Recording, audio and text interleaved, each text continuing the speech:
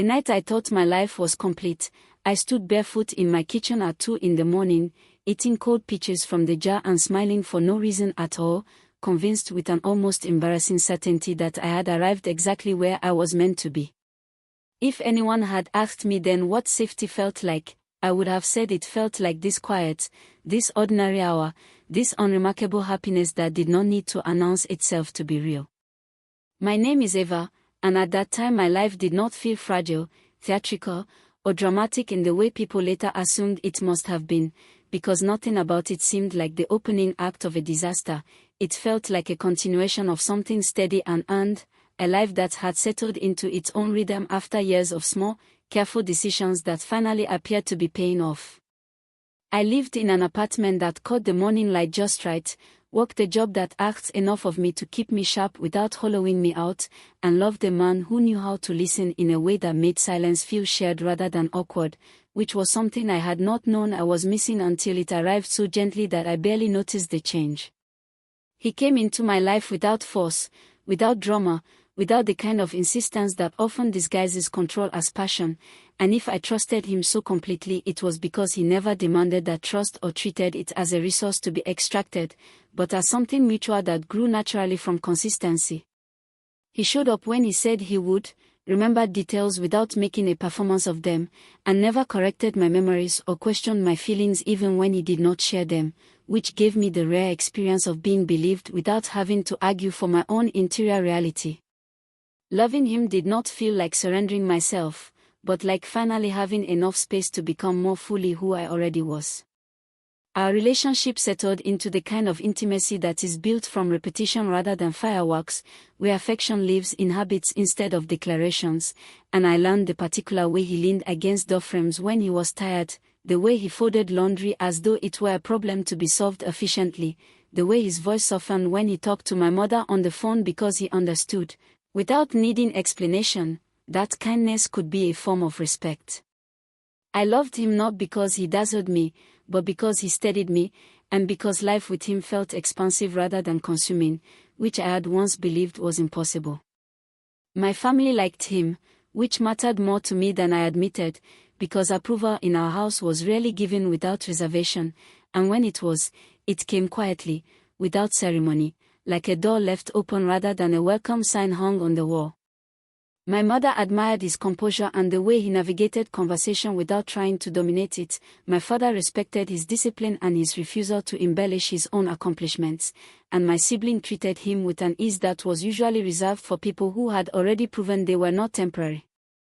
Family dinners became warmer without becoming louder, more relaxed without losing their familiar undercurrent of tension, as though his presence absorbed friction rather than amplifying it.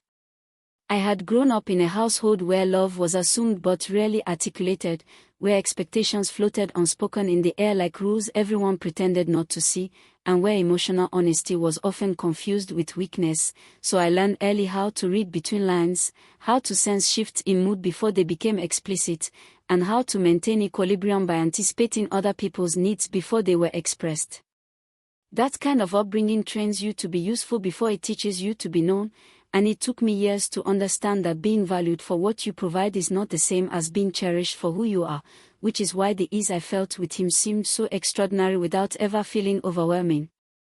Nothing about my day suggested danger or deceit, and if anything, I felt grounded in a way that made me less vigilant rather than more, because when life stops requiring constant defense, you forget what it feels like to brace yourself.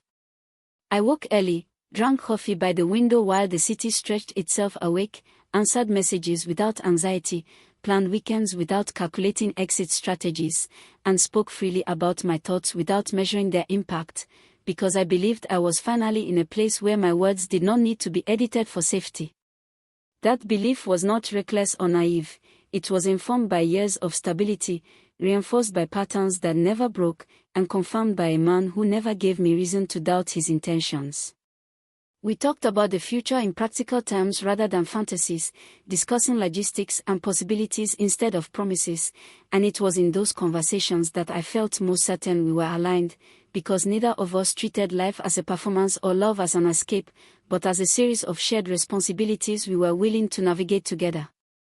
He never tried to reshape me into a version of myself that suited him better, never suggested I soften my opinions or sharpen my ambitions, and never framed compromise as sacrifice, which made me believe that what we were building had room to breathe.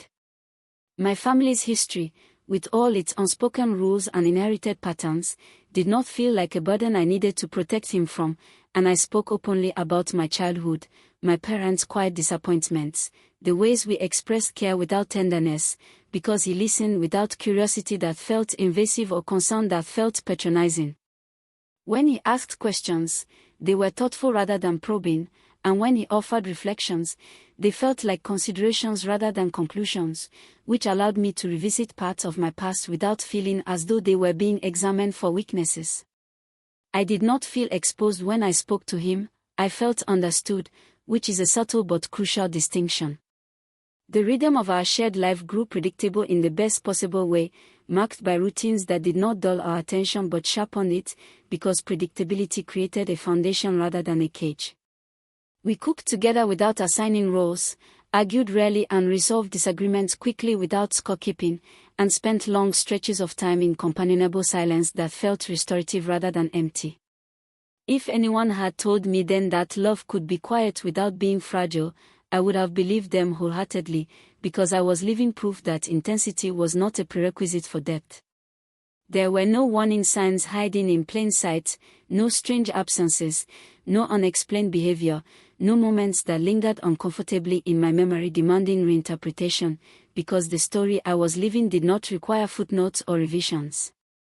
When he worked late, it made sense. When he traveled, he called. When he needed space, he asked for it clearly, and when he returned, he did so fully present rather than distracted.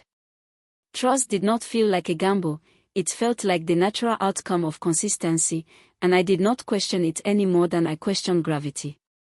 I believed, sincerely and without reservation, that my life had reached a point where I could stop narrating it defensively, stop anticipating the moment when something would be taken from me, because I had learned to equate stability with safety, and safety with permanence.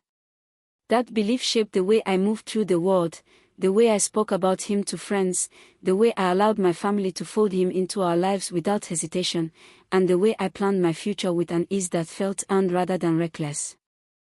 If there is a reason this memory matters, it is because nothing about it was false at the time, and nothing in my behavior was careless or ignorant, because I was not overlooking cracks or ignoring instincts or silencing doubts that demanded attention. I was simply living a life that made sense, loving a man who fit into it seamlessly, and trusting the continuity of ordinary happiness, which is perhaps the most dangerous thing a person can do, not because it invites betrayal, but because it teaches you to believe that what feels complete must also be secure. That night in the kitchen, with the city asleep and my life intact, I rinsed the peach syrup from my fingers, turned off the light, and went back to bed beside the man I loved, carrying with me the quiet certainty that tomorrow would arrive as predictably as today had ended, and that whatever the future held, it would unfold within the bounds of a life I finally believed I understood. The first moment did not feel like discovery, because discoveries announce themselves with urgency, and this arrived with such casual ease that I almost missed it, sliding into my awareness the way a misaligned picture frame does, noticeable only because something in the room suddenly refuses to sit quite straight. Nothing about that day carried the weight of revelation, and if I remember it so clearly now, it is only because hindsight has a way of sharpening what once seemed insignificant, not because there was anything inherently dramatic about the way the truth began to surface.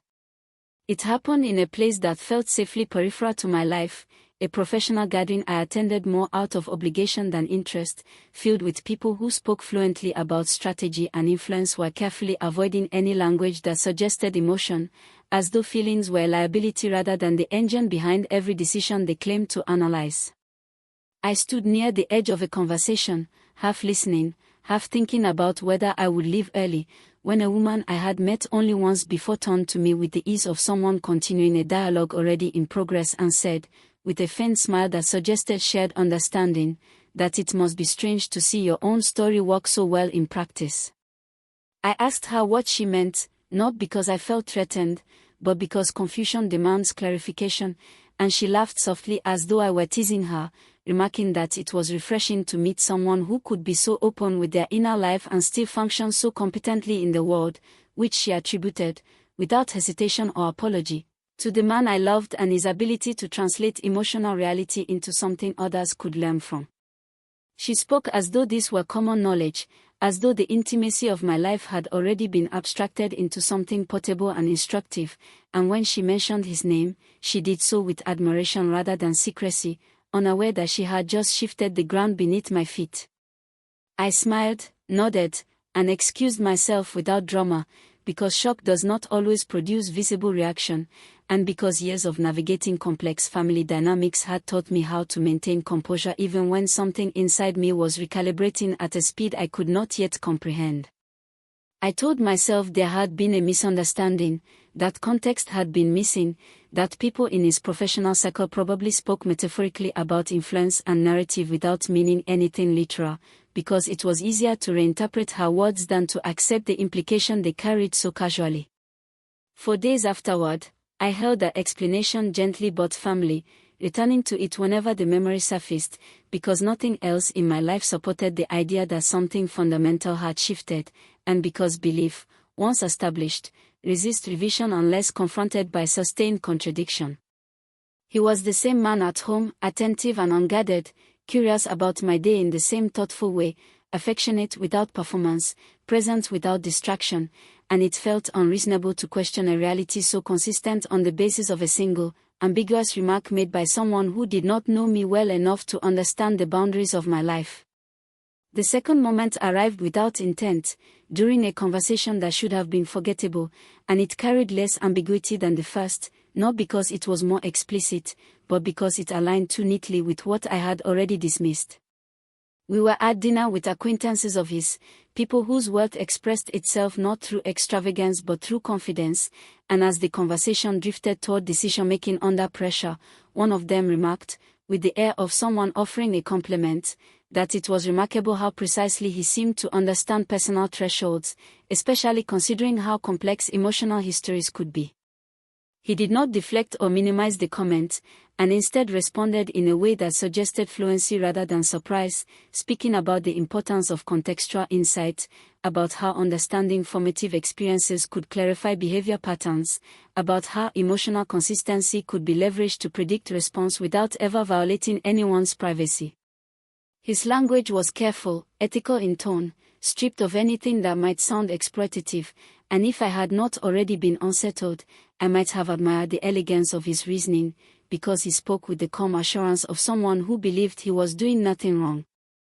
I listened without interruption, without accusation, without expression, because something in me had shifted from confusion to observation, and I understood instinctively that clarity would not arrive through confrontation but through attention.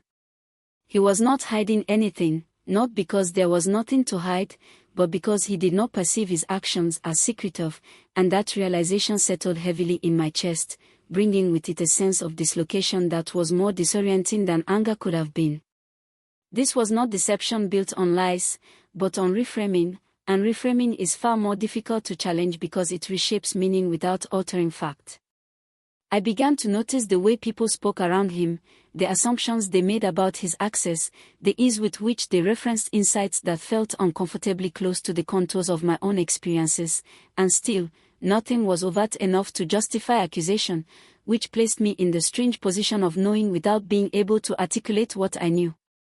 There were no documents to discover, no messages to intercept, no secret meetings to uncover, and I did not seek them out, because the truth was not hidden behind barriers, but dispersed through conversation, through tone, through a shared understanding that assumed my consent without ever having asked for it. When I was alone, I replayed fragments of dialogue, not obsessively, but carefully, listening for coherence rather than confirmation, and what emerged was not a picture of betrayal in the traditional sense, but of translation, of a man who had taken the raw material of human experience and refined it into something exchangeable, valuable precisely because it was real. The intimacy he cultivated was not false, but it was instrumental, and the difference between those two things is subtle enough to evade detection until it is too late to pretend it does not matter. I did not feel violated in the way people expect, because violation implies force or transgression, and nothing about what I was learning involved either, which made it more unsettling rather than less. He had not taken anything I had not freely given, but he had repurposed it without acknowledgement, transforming shared understanding into a resource that circulated beyond the boundaries I believed defined our relationship. The realization did not arrive as pain so much as displacement, as though I had been living in a room whose walls were farther apart than I had imagined, and suddenly understood that I had never been alone in it. My family remained unchanged in their affection, my daily routines continued without interruption, and the life I had believed in did not collapse under the weight of this new awareness, which was perhaps the cruelest part, because it meant I could not locate the betrayer in a single moment or gesture. Everything still worked, still functioned, still made sense on the surface, and yet beneath that surface, something essential had been altered, something I could not unsee or unlearn no matter how convincingly I attempted to restore my former certainty. I did not ask him questions, not because I was afraid of the answers, but because I wanted to understand the scope of what I was dealing with before I allowed him to shape the narrative through explanation, and because I had learned, long before meeting him, that the most revealing information often emerges when people believe they are not being examined. What I felt was not suspicion in the paranoid sense, but a disciplined curiosity, sharpened by the knowledge that whatever was happening had been occurring in plain sight, woven into the fabric of our shared life without ever disrupting its appearance of harmony. By the time I accepted that something fundamental had shifted, I also understood that there would be no moment of dramatic unveiling, no confrontation that would clarify everything at once, because the truth I was approaching did not exist as a single object but as a system, and systems do not reveal themselves through force, but through pattern. I was no longer looking for proof, because proof implies doubt, and I was past that stage, standing instead at the edge of comprehension, aware that the life I thought I was living had not ended, but that my understanding of it was about to be irrevocably transformed. Understanding does not arrive all at once, it accumulates quietly, arranging itself into coherence long before the mind admits it has reached a conclusion, and by the time I was willing to name what I had begun to see, it no longer felt like a discovery but like a recognition delayed by politeness. I was not uncovering a secret that had been hidden from me so much as acknowledging a structure that had never required my awareness in order to function, which is perhaps the most unsettling kind of realization, because it suggests that your consent was never relevant to the outcome. I began to see my life not as a series of isolated interactions, but as a network of exchanges whose benefits had been distributed so seamlessly that they appeared organic, and when viewed from that angle, events that had once seemed like fortunate coincidences took on a different texture. The promotion that had arrived unexpectedly but conveniently after a period of professional uncertainty, the legal complication my sibling had escaped without consequence despite a trail that should have been far more difficult to erase, the sudden invitations my mother received into circles that had previously felt politely out of reach, all of it fit together not as evidence of manipulation, but as the natural byproduct of insight applied efficiently by people who understood how systems respond to pressure. What made this understanding difficult to accept was not the scale of it, but the absence of malice, because there was nothing overtly cruel in the way these outcomes had been shaped, no villainy to recoil from, no aggression to resist, only competence exercised without transparency. The man I loved had not engineered disasters in order to rescue us, nor had his family intervened dramatically in moments of crisis. They had simply optimized trajectories, smoothing friction before it became visible, which allowed everyone involved to tell themselves that nothing improper had occurred. His family, once examined without the filter of affection, revealed a pattern of influence that operated beneath public morality rather than against it, positioning themselves as facilitators rather than controllers, and framing their involvement as guidance rather than interference. They spoke in the language of stability, stewardship, and long-term thinking, presenting their actions as protective rather than directive, and because they rarely appeared at the center of any narrative, their presence felt peripheral even as it shaped outcomes decisively. I had mistaken their restraint for humility, their distance for disinterest, and their silence for neutrality, when in fact it was a form of governance so subtle it did not require acknowledgement to be effective. What unsettled me most was realizing that my own family had been folded into this system without ever being asked whether they wanted to participate, because participation did not look like a choice but like a benefit, and benefits rarely prompt scrutiny when they arrive without visible cost. My parents did not know the origin of the opportunities they had received, nor did they question the timing of solutions that appeared just as problems threatened to become unmanageable, and I could not fault them for that, because nothing about these interventions resembled charity or coercion. They felt like luck, like competence rewarded, like the universe finally tilting in our favor after years of careful effort. I watched my family with new attention, not to catch them in complicity, but to understand the shape of their dependence, and what I saw was not greed or ambition, but relief, the kind that settles into people who have grown accustomed to carrying more responsibility than recognition. My mother moved through her expanded social world with a mixture of gratitude and disbelief. My father reclaimed a sense of professional relevance that had been quietly eroding for years, and my sibling, spared consequences that might have reshaped their future, behaved as though nothing extraordinary had occurred, because nothing extraordinary had been visible to them. The most painful realization was not that I had been used, but that I had been useful in a way that felt indistinguishable from love, because the insights drawn from my life had not been extracted violently or deceptively, but offered freely in the context of intimacy. I had spoken openly about my family dynamics, my emotional thresholds, my fears and loyalties, believing I was sharing myself with someone who cared for me as an end in himself, not as a conduit, and while that belief had not been entirely false, it had been incomplete in a way that altered its meaning retroactively. I understood then that what he and his family trafficked in was not information in the crude sense, but emotional predictability, the ability to anticipate how people would respond to pressure, how they would negotiate, what they would tolerate, and where they would resist, which made their influence both difficult to detect and easy to justify. They did not fabricate narratives, they refined them. They did not impose outcomes, they enabled them. And in doing so, they maintained a sense of ethical cleanliness that insulated them from the discomfort of self-examination. There was no moment when I could point to a line that had been crossed, because the line itself was theoretical, existing more in the realm of consent than legality, and that ambiguity made confrontation feel futile rather than empowering. How do you accuse someone of harm when no harm is visible, when everyone involved appears better off, and when the only cost is borne privately by the person whose interior life has been rendered legible to strangers? The system thrived on this asymmetry, benefiting from the fact that discomfort without damage rarely inspires rebellion.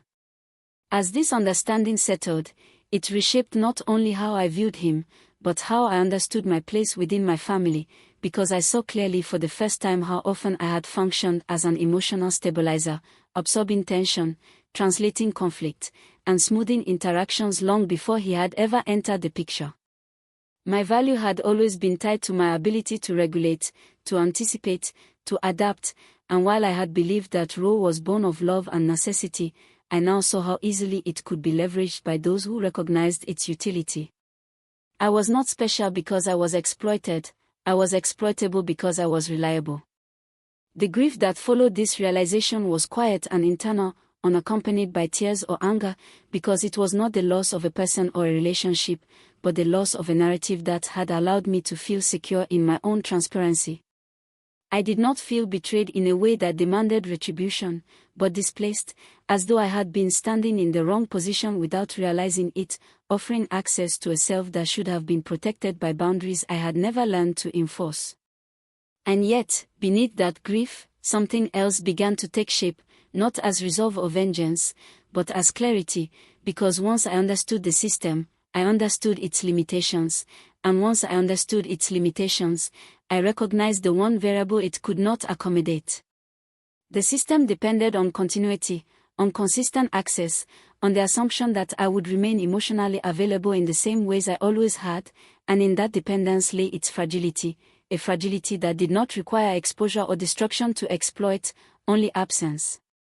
I did not decide anything in that moment, nor did I articulate a plan or imagine an outcome, because this was not the kind of situation that responded to impulse, and I had no desire to trade one form of exploitation for another by reacting prematurely. What I did instead was observe, quietly and without interruption, allowing the final pieces of the structure to reveal themselves at their own pace, knowing that whatever came next would need to be precise, measured, and irreversible, because the system that had loved me did not fear confrontation, but it could not survive irrelevance. I did not announce my departure from the system, because systems do not register declarations, they register disruption, and disruption is most effective when it arrives without explanation. What I did instead was adjust, incrementally and without spectacle, the way I occupied space within the lives that had grown accustomed to my presence, not by becoming distant or cold, but by becoming deliberately imprecise, allowing conversations to proceed without offering the emotional clarity that had once made me so easy to understand. The first change was subtle enough to pass unnoticed, because it looked like growth rather than resistance, and when people asked how I was doing, I answered honestly but incompletely, describing events without interpreting them, experiences without assigning meaning, emotions without naming their origin. This shift did not provoke concern, because it aligned neatly with contemporary ideas about boundaries and self-awareness, and because no one expects danger from someone who appears to be simply maturing. I had learned long ago that transformation is more disruptive when it masquerades as self-improvement. At home, nothing overtly changed, and I remained affectionate, attentive, and present, because my intention was not to punish or provoke, but to recalibrate, and recalibration requires stability as its cover. I still asked about his day, still listened with care, still shared meals and routines, but I did so without offering the interpretive layer that had once turned conversation into insight, withholding not information but coherence. Where I had once connected dots for him, I now left them scattered, and because he had come to rely on my ability to synthesize, the absence of that function registered as static rather than loss. He noticed, not immediately, but gradually, the way one notices a change in weather only after it has persisted long enough to alter the landscape, and when he asked if I was all right, his concern was genuine, which made my response easier to deliver truthfully. I told him I felt fine, that I was thinking more carefully about what I shared, that I wanted to experience things without immediately translating them into language, and he accepted this explanation without resistance, because it fit comfortably within the narrative of emotional health he valued so publicly. With my family, the shift required greater finesse, because our dynamic had long depended on my role as intermediary, the one who softened edges and reframed disappointment, and I understood that withdrawing too abruptly would expose my intentions before the system had begun to destabilize. I continued to show up, continued to listen, continued to care, but I stopped absorbing, allowing discomfort to remain where it originated rather than neutralizing it through explanation. Conversations grew slightly more awkward, silences lingered a moment longer than usual, and problems that would once have been preemptively resolved now required direct engagement, which my family was unaccustomed to navigating without my intervention. What followed was not collapse but friction, the kind that reveals dependency without announcing it, and as that friction accumulated, the benefits that had once flowed so effortlessly began to falter. Opportunities arrived less predictably, solutions required more negotiation, and the quiet sense of being supported by an invisible hand gave way to the realization that outcomes now demanded effort, not because anyone had withdrawn assistance overtly, but because the inputs that had once made precision possible were no longer reliable. The system did not fail spectacularly, it miscalculated. In professional spaces, I became harder to read, not by adopting a persona or cultivating mystery, but by allowing my responses to remain situational rather than patterned, which disrupted the predictive models others had unconsciously built around me. Where I had once been consistent in my values and reactions, I now allowed context to shape my expression, responding differently to similar stimuli without contradiction, and this variability, though entirely human, eroded the confidence others had placed in their understanding of me. Predictability had been my currency, and by spending it sparingly, I reduced its circulation. The most revealing changes occurred not in my behavior, but in the reactions of those around me, as requests for my perspective became more frequent, more pointed, and subtly more urgent, framed as curiosity or concern but carrying the weight of expectation. I answered when it felt appropriate, declined when it did not, and offered observations without synthesis, allowing others to sit with uncertainty rather than resolving it on their behalf. This refusal to conclude did more damage to the system than any accusation could have, because it introduced a variable that could not be controlled or compensated for. He adapted, at first, by increasing his attentiveness, asking questions with a precision that bordered on professional curiosity, and it was then that I saw most clearly the distinction between intimacy and access, because the former is sustained by mutual vulnerability, while the latter seeks to restore utility. I responded with warmth but not disclosure, presence without transparency, and in doing so, I deprived him of the very thing that had once made our connection valuable beyond its emotional significance. There were moments when I wondered if I was being unfair, if my withdrawal constituted a form of manipulation in itself, but those doubts dissolved when I examined my actions closely and found no deception, no falsehood, no misrepresentation, only a recalibration of consent. I was not lying or misleading, I was simply no longer offering unrestricted access to my interior life, a boundary that required no justification beyond its necessity. As weeks passed, the effects of this withdrawal compounded, and the system that had operated so smoothly began to exhibit strain, not because it was under attack, but because it was no longer being fed consistently. Conversations became less confident, decisions less precise, and the subtle assurance that had once characterized interactions with his family gave way to a cautiousness that suggested recalculation rather than certainty.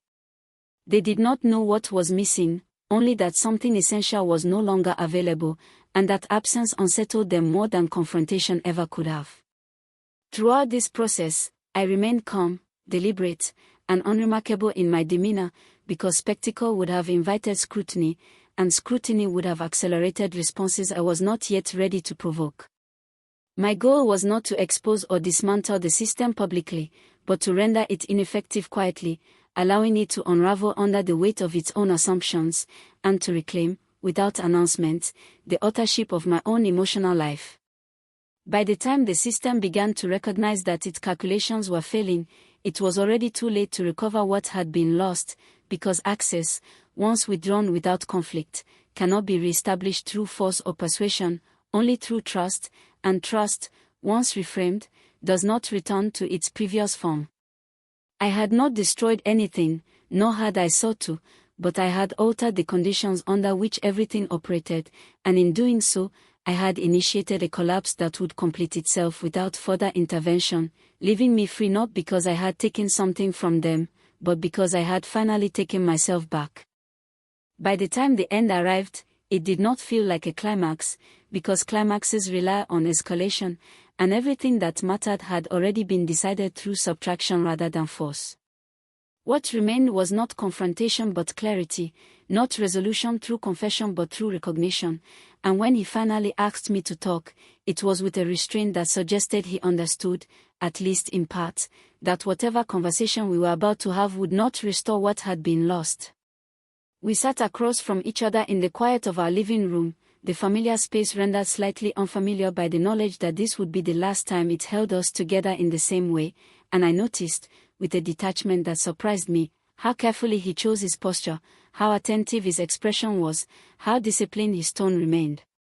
He did not accuse me of distance or demand explanation, and instead spoke about change as though it were a neutral phenomenon, asking whether I felt fulfilled, whether I was still connected to the life we had been building, and whether something fundamental had shifted for me that he had failed to understand. I answered him honestly, because honesty no longer felt dangerous now that it was no longer exploitable, and I told him that I had not withdrawn from life or from him, but from a role I no longer consented to occupy.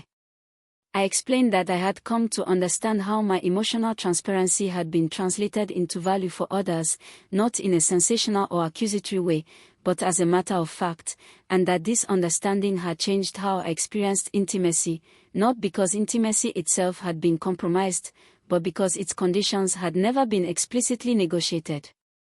He listened without interruption, his expression composed but alert, and when I finished, he did not deny what I had described, nor did he attempt to minimize it through justification or ethical framing, which I took as confirmation rather than concession. Instead, he spoke about intention, about believing that what he did respected boundaries because it never violated consent as he understood it, and about viewing emotional insight as a form of shared resource rather than private property, language that revealed the conceptual gap between us more clearly than any argument could have. I told him, calmly and without anger, that consent without context is not consent, and that love does not grant unlimited access simply because it is offered freely, a distinction that seemed to unsettle him not because he had never considered it, but because acknowledging it would require a restructuring of how he understood his own work and his family's legacy. I did not ask him to apologize, nor did I demand accountability, because the purpose of this conversation was not to extract remorse, but to establish finality, to articulate the boundary that now existed irrevocably between us.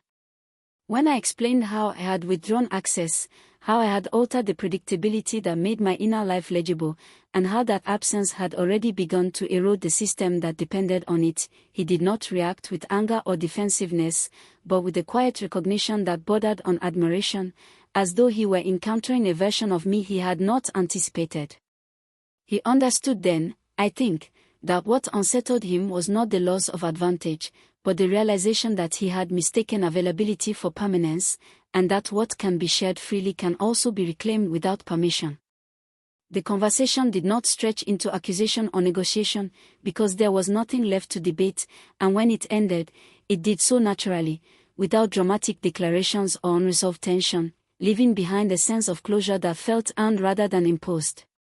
We agreed, without needing to articulate it explicitly, that our relationship could not continue in its existing form, not because love had vanished, but because the conditions that had sustained it were no longer compatible with the people we had become. With my family, the reckoning unfolded more quietly, not through revelation but through adjustment, as they gradually understood that the ease they had come to rely on would not return, and that whatever invisible support had once smoothed their paths was no longer operative. There were moments of frustration, moments of confusion, and moments of subtle resentment, but there was also growth, as they learned to navigate challenges without the cushion of unacknowledged advantage, and in doing so, rediscovered capacities that had been obscured by comfort. I did not explain everything to them, because explanation would have required implicating them in a system they had never knowingly chosen, and because my goal was not to punish or enlighten, but to recalibrate our relationships on terms that respected my autonomy. Over time, our interactions became more direct, less mediated by my emotional labor, and while this shift introduced discomfort, it also introduced honesty, allowing us to relate to one another as equals rather than through roles that had been assigned without discussion. The system that had once derived strength from my transparency did not collapse dramatically or publicly, and there were no consequences that could be traced back to a single cause, only a gradual loss of precision that rendered it less effective and therefore less valuable. Clients sought insight elsewhere, influence waned without fanfare, and what had once functioned seamlessly began to require explanation, which is the beginning of irrelevance for any structure built on quiet authority. As for me, the aftermath did not feel triumphant, because triumph implies victory over an opponent, and this had never been a battle in that sense, but it did feel complete, because I no longer carried the weight of unacknowledged extraction or the unease of being known without consent. I rebuilt my sense of self not by becoming guarded or withdrawn, but by choosing when and how to be open, understanding that intimacy is most meaningful when it is reciprocal rather than assumed. In the life that followed, I moved forward without secrecy, without bitterness, and without the need to narrate my experience as cautionary or heroic, because the lesson I carried did not require amplification to be valid. I had learned, at a cost I was willing to pay, that being deeply understood is not the same as being deeply respected, and that love, when it is truly mutual, does not need to extract value from the very vulnerability it claims to cherish. The story ends here not because nothing remains unresolved, but because everything that matters has been accounted for, and the person I am now stands firmly within the boundaries I once believed love made unnecessary, whole not because I have hardened, but because I have learned that the most powerful form of revenge is not destruction, but reclamation, and that in reclaiming myself fully, I left nothing of value behind for anyone else to take.